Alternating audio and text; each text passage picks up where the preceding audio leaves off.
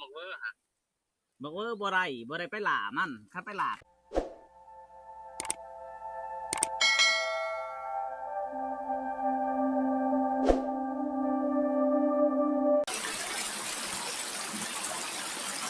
ทุกคนสบายดีตอนแรกๆนะตอนนี้ก็เวลา4 โมงแรงทุกคนเลยเนาะเอากะขึ้นมาล้างเอาเหล้าเอากะบ่ได้กลับทุกคนเลยกับผ่านป่าเนาะเอาอยู่กับผ่านเฮียงแต่กับเบาสัญญาต่อนะตอนนี้เขาก็สิไปต่อไก่ทุกคนเลยส่วนเบาเฮียงเพิ่นก็สิไปยิงนกกบเพิ่งให้กับเบาสัญญานะไปลุ้นกันว่าเขาสิมานหรือบ่มานก็คือไก่มื้อนี้ไก่เบาสัญญาทุกคนเพิ่นซื้อมาใหม่คักทุกคนเลยเนาะคือว่าแน่นอนนะตามในผ่านเบิ่งนะคิดว่าได้กินแน่ๆเลยแต่เพิ่นไปต่อเพิ่นว่าเขามาอยู่เขาทั้งหลังนะเพิ่นก็ได้ทับบ่ทันทุกคนมื้อนี้ในผ่านสิไปเฮ็ดเองมื้อนี้ผ่านเฮียงเหมือนเตาะยิงนกอยู่นี่ทุกคนนี่นกกินมังให้นะมังให้ใหญ่เนาะให้หน่วยแดงๆนะทุกคนเนาะส่วนในผ่านก็สิไปต่อไก่ทั้งผีทุกคนเลยทั้งแจเบื้องนี่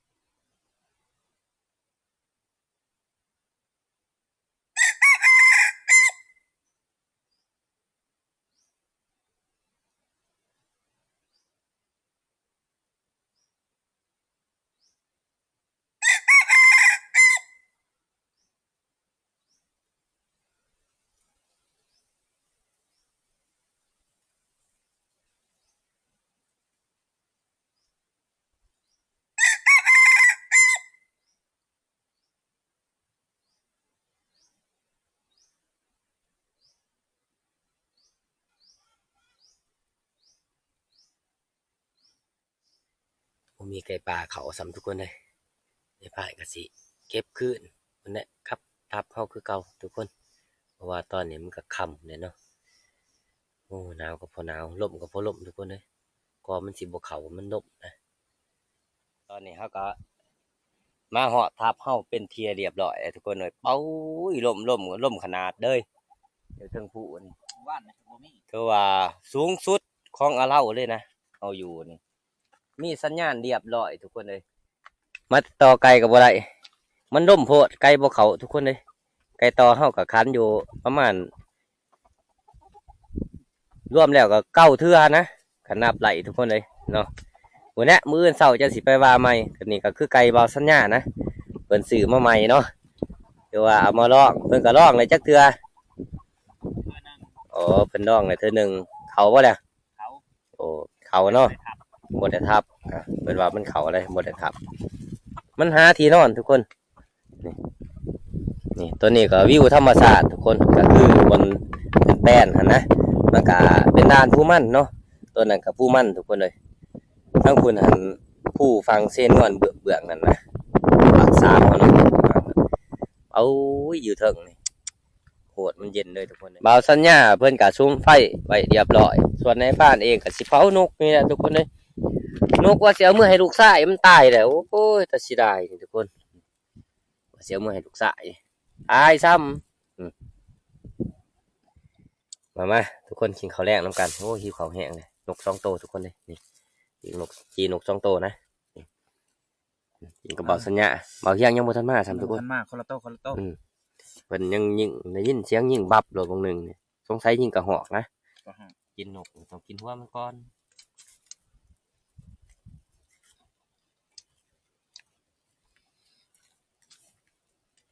ยุ่งเอาไว้นกหนึ่งประมาณ20 ปลากับ30 นก บ่เจ้าใดไหน แบ่งกัน อืม ในยุคผู้หนึง50ปลาย คือว่าแล้วลูกเมียก็กินอยู่แล้วว่าน้อง โอ้โหบ่เดือเนาะ ลูกเมียคอยเขาจะบ่กินนกได้ แห่งของโปรดเขาลูกสาวหันยานแต่บ่กินเด้อ บ่กินมาลูกสาว คันใดมีหันเป็นได้ลูกสาวครับ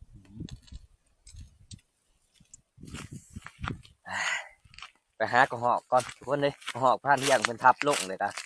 หาบ่เห็นเนาะเลยเป็นกะมาเอาทีมงานไปหาพอได้กินแดงทุกคนเลยกินไปแล้วเท่านึงแดงกินกับจีนกแล้วก็สิไปหามาปีกกินใหม่อีกทุกคนเลยกินอย่างเดียวนะอยู่ป่านี่กินข้าวหรอกบางทีก็บ่มีแนวกินก็กินกับแจ่วเพราะว่าเฮาใส่กำลังหลายข้าวน้ำเฮาก็อยากเลยทุกคนเลยกินได้อยากคั่นแหละพยายามมันข้างมาจากเมื่อว่าที่กระจอนที่เอาไปกินเอ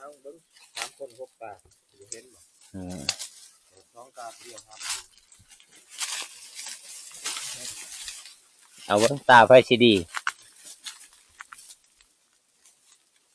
จะยิ่งซื้อนี่เนาะเห็นหรือบ่อ๋อพอดีปีงข้าวปลาแดกเด้อ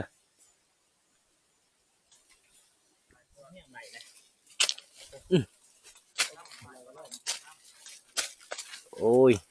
ไปขึ้นคือเก่าเห็นแล้วทุกคนเลยนี่กระหอบโอ้ยโตยังอ่อนๆตรงไหนกระหอบบ่ได้เฮิงเลยนี่เนาะกระหอบอ่อนกินชั่วกินแซ่บได้กระหอบซั่นนี่กระดูกมันสีนมันนี่พลอยดีโมเหนียว ม่วนนั่นแล้ว อันนี้ยังอยากพังผืนอ้ายอยู่ได้ตาเที่ยงเพื่อนกะลามกระหอบคือเก่าทุกคนเลยสองกระบังเลยตัวนี้น้ำยังนี่ในบ้านต้มน้ำยังนี่ ต้มจะคั่วไว้เพราะว่าตัวนี้เนื้อมันเต็มแล้วน้ำมันมีบ่หลายเสียวน้ำตัวนี้น้ำใส่ เออ แต่ว่าบ่ได้ปรุงแล้วจะเอาไปปรุงอีกถ้วยเอ้ามันพื้นที่มันบ่หลาย แม่นเฮ็ดอยู่คนโทษเอาอะ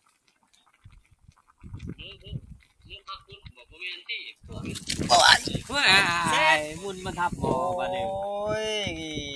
คุบน้ำกับบ่ทักคือ ความแล้วบาดนี่ จังน้อยก็เอามานิบใส่ขี้แห่ไว้ดอก ต้มกระหอบกว่า เอาไหม อันนี้ครับ ว่าบ่ได้ดอก สำคัญนะมันไหลลงมา เฮาเอาได้เฮาค่อยคุย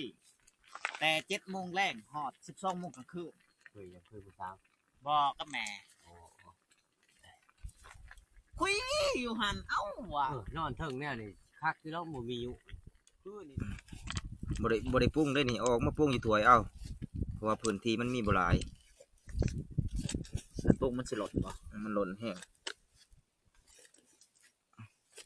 โอ้มันอยู่พื้นบ่ได้โอ้ โอ้หอมอ่ะสำอบเนาะ มันบ่ออกซ้ำนี่ฮะ อะไรแม่นหมดแล้วบ่ โอ้ยโฟยังอยู่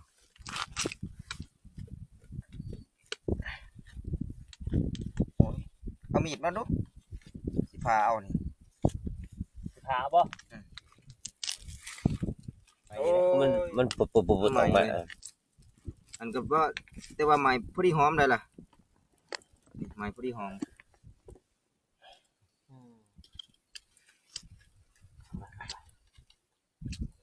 ครีมเนาะนะฮะทิมแล้วก่อน หอนนี่เอาหดนะ บ่มีน้ำเต็มดีเลยบ่พันเหียงนะ นี่ดิน้ำเอาจับเอา ก่อนเอาลายๆแล้วเนาะพอได้สด ละลายๆแล้วค่อยหมักสดแล้ว อ้าวเบิดเลย หมดเลย เอาเข่าอีกรอบหนึ่งกินได้เลยรอบที่เดียวต่ออีกรอบที่สองตัวนี้ก็คือต้มกระหอกล้ามกระหอกกะว่าแมนทุกคน รอบที่2เนี่ยห้ามดิบ่ โอ้ยกินหอนๆอากาศเย็นๆอยู่รังอะเหล้านี่เบิดเท่านั้นเลยทุกคนมากินข้าวแรกร่วมกันทุกคนเลยเนาะก็คือต้มกระหอกหรือว่าล้ามกระหอกนั่นแหละทุกคนเลยแซ่บที่แต่อย่างเดียวที่แต่มันหนาวทุกคนเลยไปแน่แต่ว่าสดหอนๆนั่นแหละกระหอกผ่านเที่ยงเพิ่นยิ่งโกบังไห้นะปวดบวงแซ่บเขากระหอกกับพวกได้กินเนาะกระหอกกับมันกระบอกแกบนะ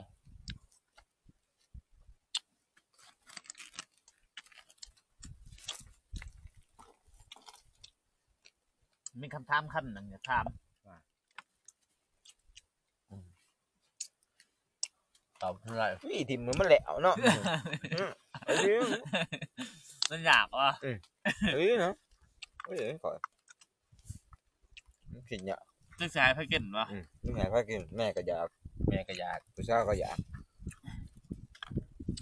มีทางเดียวเลยวิทิม ขอบคุณนะ แบ่งกันมาไหม เบอร์แบง นะครั ต้มนี้ต้มเต็มหม้อ มันทำอะไร ใส่น้ำไม่ได้เดี๋ยวเขาก็เฮ็ดนักขวามกี่ไฟแม่นบ่ล่ะ มันจะบ่มีใครได้กินบ่ แน่เขาก็บ่ได้เจตนามันขวามเอง เห็นแบบอุบัติเหตุเนาะ ละ ว่ามันสิบ่กิ้วเซออันนี้เขาบ่ แล้วไก่เข้ามาหิวมันนอนนี่ไม่ว่าแซงไผ่ โอ้ยมันถือควันไฟมันนั่นน่ะ บ่มาเขาไหวบ่ มาแล้วมาใส่กวาดเท่านี้ มากระตุกเจ้าดีเลยเนาะ ใช้ได้ยินข่าวว่าเจ้าซ่านอันนั้นเป็นบ่พันทอง กายหยัง ซ่านหวด พูดเลยบ่ผมเสือเขาอีกก่อนจัก2ตัวนี่ปั๊มหนาวบ่ให้ว่าเลย เขาเย็นเท่ากับยังอยู่ กินข้าวกินน้ำแล้วก็หากาเกียมนอนก่อนบัดนี่มื้ออื่นเช้าจังพอกันใหม่ทุกคน ไปต่อไกลคือเก่าเนี่ยแต่เช้ามื้ออื่นนี่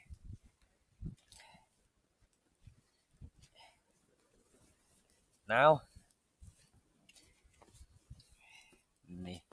ผู้ที่เสือ1 2 3 4โตวเสือ4โตวทุกคนเลยหาตัดใหม่มาล้ามเขาถ้าเบาเฮียงก็เบาสัญญาคนทุกคนเลยเพิ่นไปยิงนกต้นมังให้นะเพิ่นยังบ่ทันมานะเอาก็สิไปตัดใหม่พุ่นแหละอยู่ทางเพิ่นยิงนกหาใหม่ไปล้ามเขาต้องหาใหม่อ่อนๆทุกคนมันจะหอมดีเนาะใหม่บึดใหม่มีแต่ใหม่ล้ามเขาเลยแต่เราจะหาเดือเอาลำอ่อนๆนะเห็นนะทุกคนเลยนี่ลำใหญ่เติบตัวนี้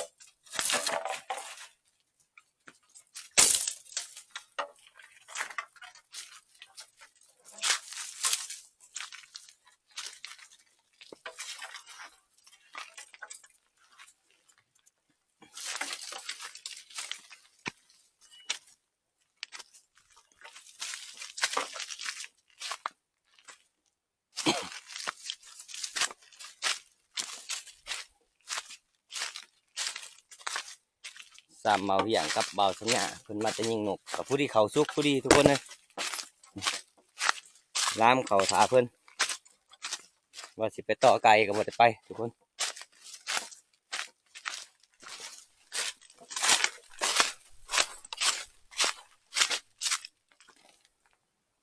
คือเฮาล้ามเนี่ยเฮาจะเกียนเอา2ปองนะทุกคนเนาะว่าปองทั้งดุมใส่น้ำคือหมู่หนึ่งนี่ทุกคนเฮาจะเจาะ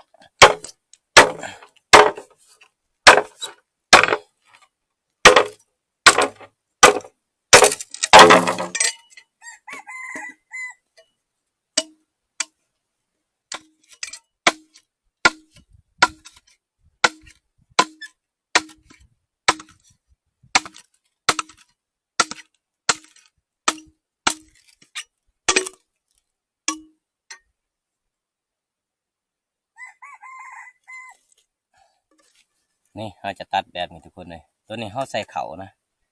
เครื่องดุมนี่เขาใส่หนามเนาะใส่หนามที่ว่าให้มันฟดแต่ให้อ้ายมันขึ้นขึ้นหมู่หนึ่งทุกคนระดับแรกเขาต้องจ่อหูมัน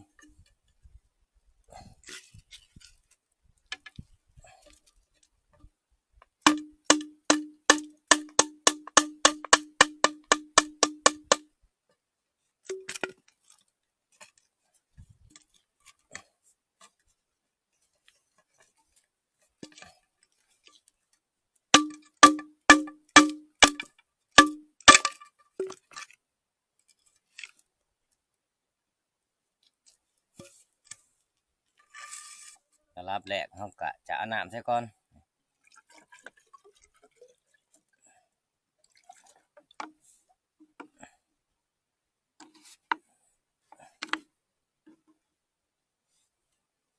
น้ำใส่ให้มันไหลลงเบิดเดี๋ยวเขาจะเทเขาลงใส่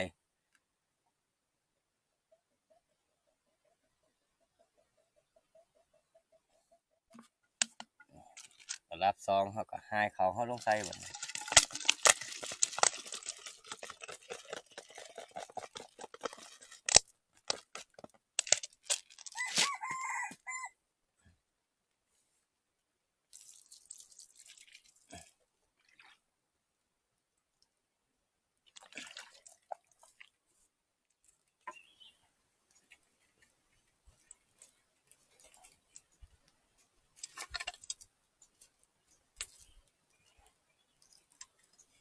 เห็ดใหม่ขับได้ทุกคนเลยจะสีอยู่พอให้เขากาดไหลเนาะแต่เขากับกาดบ่ไหลขันบ่ใหม่เขาบ่ขับ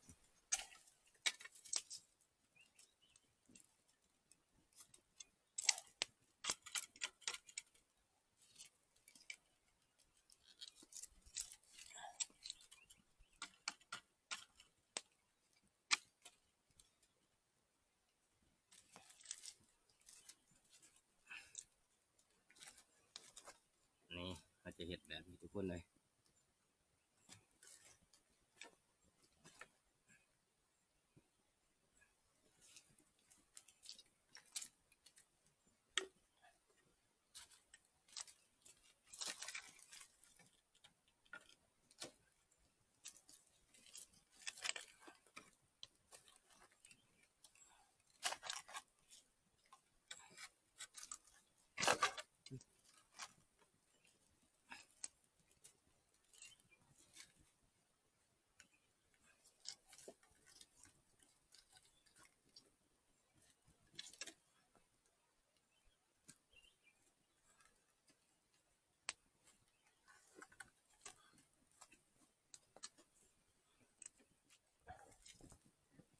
3 บัง3 คนพอดีทุกคนเลยแต่ว่ากินผลบังพ่อ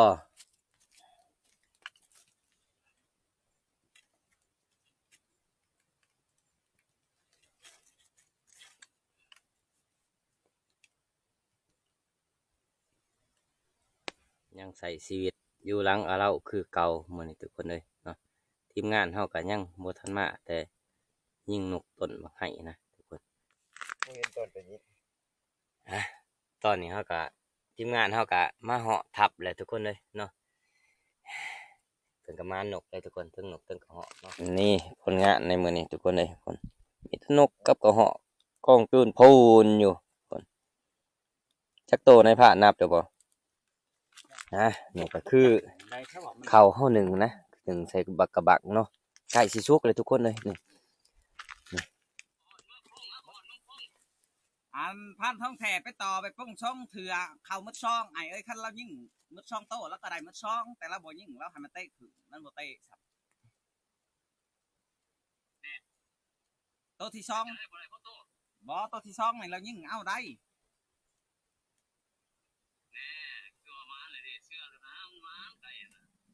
คันเรายิ่งแต่โตที่หนึ่งแล้วก็ได้แต่โตที่หนึ่งพูดแล้ว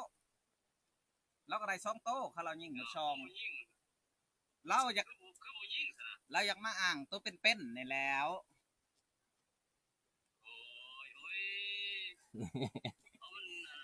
นี่ชัดไงกันนี่จดพอดหน่อยนี่นะไอ้นี่บักเวอร์บ่ได้บ่บักเวอร์ฮะบักเวอร์บ่ได้ไปหล่ามันคันไปหล่าก็สิได้อยู่แล้วใครก็บ่ได้ไป บ่ได้สนกับเวอร์สับนะ บ่ได้ชนกับนี่แต่หาสัตว์หน่อยบ่นี่ หาสัตว์หน่อย พันเฮียงคนหายิ่งนก ตีก แม่นพันเฮียงคนหายิ่งแต่นกบาดเบาสัญญาคนหาเก็บนี่จนจะตายไอ้เอ้ย ได้เป็นผ่านใหญ่แล้วก็เลยหายิงนกเนาะนี่ หายิ่งนก งานเบางานเบา หางานเบ้าไปก่อน เผาหนุกเฮ็ดกับเผาก่อนว่าท่านได้กินข้าวเช้าทุกคนเลยเห็นเลย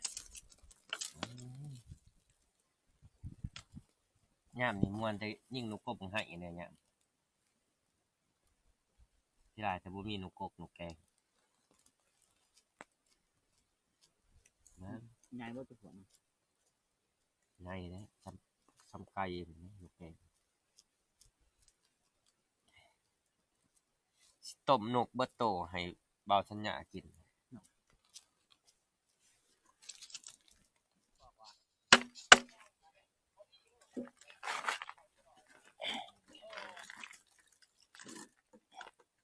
ขัวนกล้ามนกกินเอาใส่ชีวิตอยู่เทิงผู้นี่บ่มีอีหยังทุกคนเลยหมอแหบแต่กระโปงกับบ่มีแต่ถ้วยใบเดียวก่อนสิเฮ็ดนี่ก็ต้องเอาต้นหอมนี่ลงก่อนจักมันสิเป็นแกงจักมันสิเป็นต้มทุกคนเลยเกลือลงเกลือลง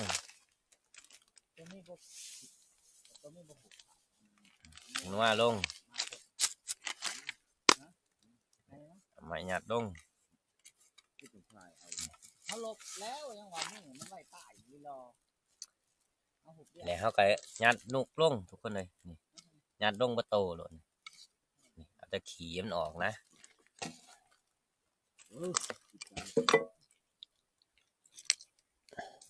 นี่เขาต้องยัดใส่แบบนี้ทุกคนเลยนี่6 ตัว3 คนคนละ2 ตัวกับผู้ดีกับเขาอบเอากับว่าแมนทุกคนเลยเนาะเต็มด้วยงัดเขานี่วันละเขาก็สิถอกน้ำใส่ที่หลังนี่ ไว้เลยเว้ยไปปั่นก่อน ปั่นทุนก่อนเด้อขันอยากเขาเด้อเป่าสัญญาเด้อ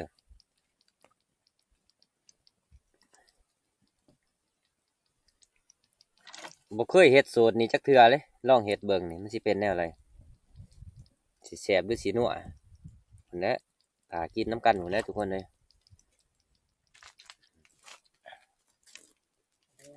พอดี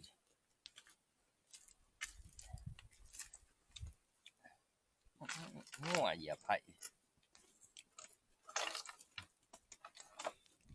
นี่จะอะไรแบบนี้เลยทุกคนเลยนะต้มรอให้มันสุกบาดนี่โอ้ยนี่หนกหยักอยู่ดกคนไก่ก้อนบาดนี่โอ้ปลาไปเฮิงหยาบเลย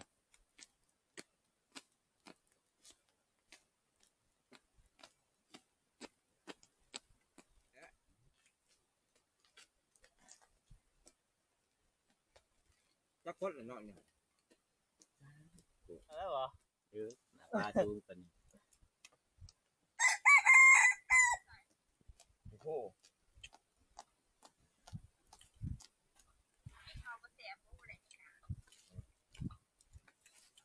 เจ้าบ่เว้าว่า ขึ้นเขาบ่ลงบ่เห็น อ้ายนี่จักพาไปสื่อยังวะเมื่อคืนนี่เรามาลินน้ำวะโอ้ก็สิไปอยู่แท้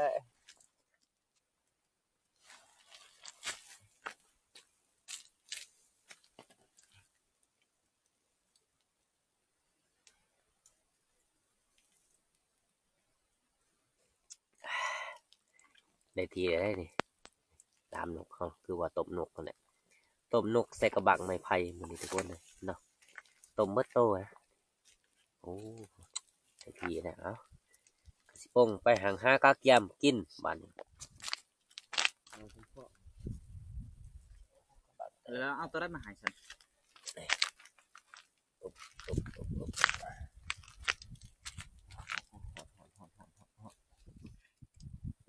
น้อยชัญญาจะบ่กินแต่ว่าไก่ไก่ตัวพันทองได้จะบ่ได้กินแต่ว่ามีแต่ขอกับพันทองเนาะกินเนาะกินบ่เขาสิให้จะกินผู้เดียวเขาสิบ่กินน้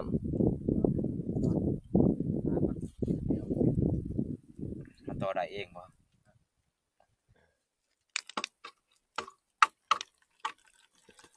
นกตัวบางที่บริยิ่งกระตก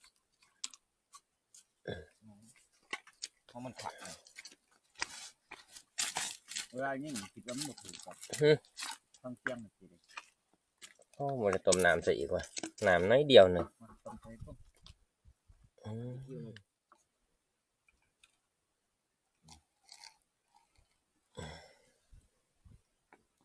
ซิมเบิ่งน้ำตกมันคักจะต้มน้ำเพิ่มอีกทุกคนเลยเพราะเลยสดน้ำมีแห้ง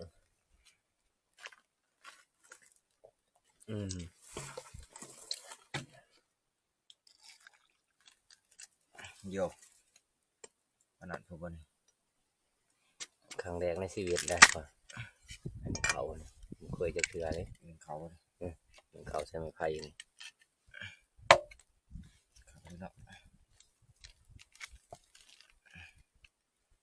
มันจากแซะแต่วันหนึ่งเห็ดแบบนี้ บ่ นี่แต่ห้องค้างเอาแบบคือบางคลามโหแน่นอาหารคือกันกับข้อหนึ่ง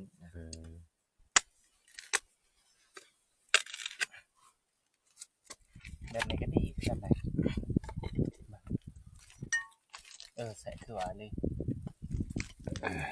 ผ่านอย่างปีกน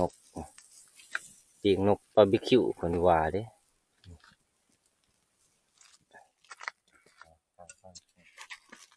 หนวดนะโอ้ย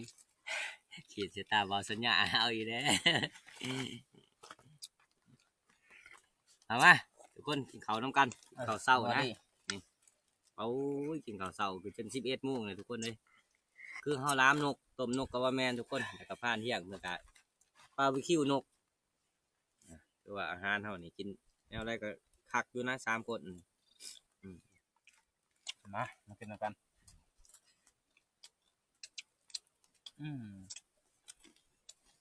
ไอ้เนี่ยสดมีบ่ แก้วคั่วจะเผ็ดวะ เดี๋ยว เอาแนวนี้โลด จับหิบตังจากกล้องเนาะบอกว่าโหลดจอกบาเดียว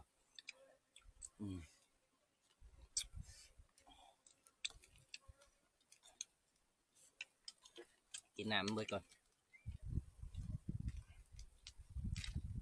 ว้า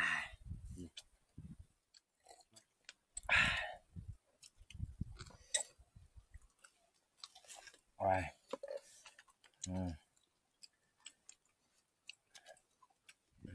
ยถือว่าเฮากินข้าวกินน้ำแล้วเฮาก็สิเก็บเครื่องเก็บของเฮาเมื่อเที่ยงหน้าหน่อยนะทุกคนก็คือมื้อนี้เฮาก็สิเดินทางไปพุ่นแหละละหังใหญ่คือเก่าเนาะแกะกันดอนพุ่นแหละเฮาสิไปเบิ่งนกกินเบิ่งไห้อยู่พุ่นอีกเนาะไปบ้านนี้โอ้ยทุกคนเอ้ยเพื่อสิย่างลงไหลอีกไปเที่ยงหน้าหน่อยเฮาคือเก่ามื้อนี้พุ่นแหละสิไปหนึ่งนกหนึ่งยัง บ่ให้มันเน่าเนาะตอนค่ำๆเฮาก็จังสิย้ายทับลงละหังพุ่นแหละทางเมื่อบ้านเฮาพุ่นแหละย้ายไปเรื่อยๆทุกคนพานเที่ยงเพิ่นว่านกกินบังไห้อยู่ละหังใหญ่นะเฮาก็ได้สิไปเบิ่งแวะเบิ่งกันว่ามันบ่กินเฮาก็สิไปหาพายเรือมื้อแรงพายเรือเด่นจักคืนจังสิเมื่อพุ่นทางลงโอ้ยอยากบินได้คือเจียเด้บัดนี้ก็มาหอดเตียงเป็นที่เรียบร้อยแล้วเอานกเฮาออกก่อนทุกคนนกเฮาเอาออกมาหนึ่งอย่ามันเน่าตายเติบเลยนี่ทั้งนกทั้งไก่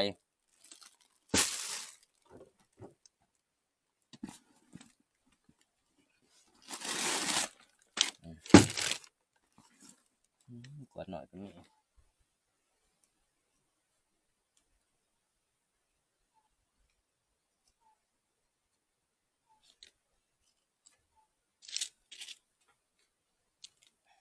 ต่างนกหนึ่งคนทุกคนเลย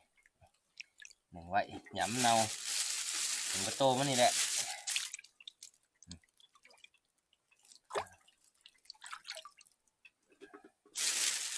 เรือนเท่ากับกับแต่ทุกคนเลยการห่อย่างมันกับบแสบมันแห้งผูตัวเหาะไก่เนี่ยเขาก็สิหนึ่งไว้เบิด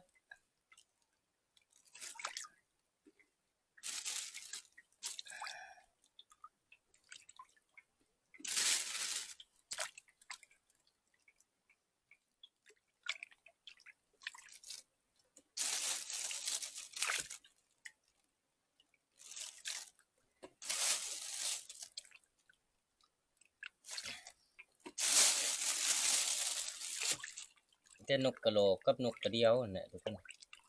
นกกระดีหัวโจกนะ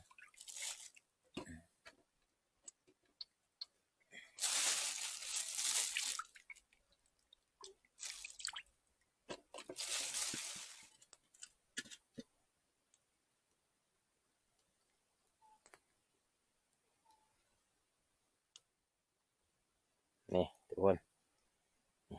นกกับกระหอกนะแต่ไก่เฮาก็สิควบมาใส่น้ำหลังเนาะ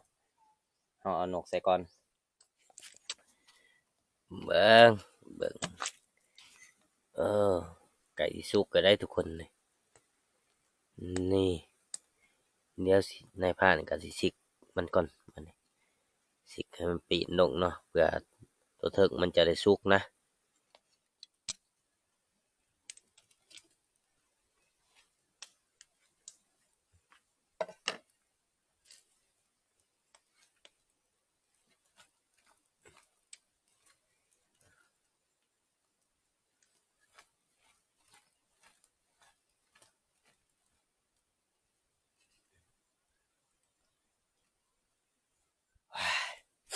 อาบน้ำคือมีแห้งแน่บัดนี้ทุกคนเลยโอ้ยสังกัดง่วงนอนทั้งง่วงนอนทั้งอันนี้ทั้งเพียทุกคนตัวนี้เฮาได้ทีได้ทุกคนเลยในผ่านกับสิป้งหนึ่งเขากันบัดนี้โอ้ยขี่กระหอกผู้ที่อยู่น้ำกันเลยบัดนี้เบิ่งน้ำมันเบิ่งในผ่านน้ำมันหักปรุงกินได้เฉยแล้ว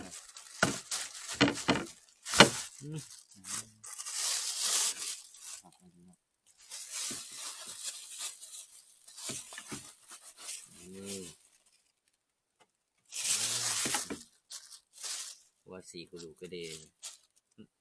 นกหน่อยกินได้เลยนี่ทุกคนใช้เกลืออีกบ่พอนี่ที่เฮาหนึ่งแล้วทุกคนเลยเพราะว่าเอาเมื่อนี่เฮาอยากต้มหรือว่าอยากลาบอยากยังไงมันบ่แห้งอันนี้มันเห็ดกินได้หลายอย่างเวลามันไว้ก่อนสิเอามาหนึ่งเขาโอ้ยน้ำมันเป็นแต่แสบดีทุกคนเลยคนตัวน้ำขี้ยามนั่นนี่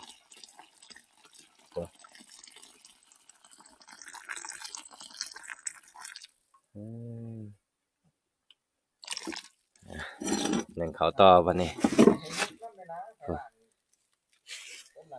ล้างหัวดีๆก่อนมันโอ้ยล้างมันออกดีๆ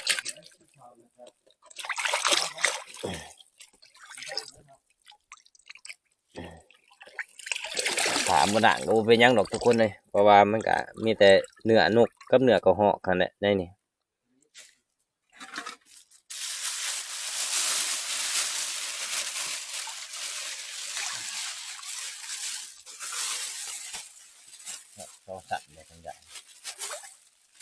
ขันเดียวโอ้ทงยางขาดทงยางดีอึ๊บเปิดไปเลย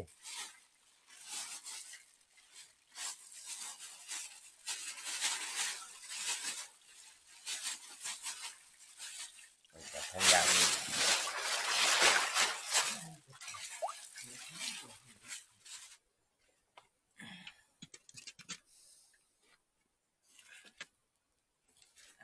กินข้าวกินน้ำแล้วเขาจังเดินทางนะ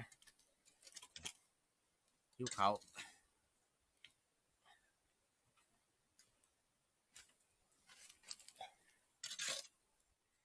คลิปวิดีโอนี่ก็บ่มีหยังหลายทุกคนในพางก็สิปิดไว้เพียงเท่านี้เนาะรอติดตามคลิปวิดีโอหน้านะก่อนอื่นก็ขอขอบคุณขอบใจทุกคนที่เข้ามารับเบิ่งรับชมในพานตั้งแต่ต้นจนจบเนาะขอบใจหลายๆทุกคน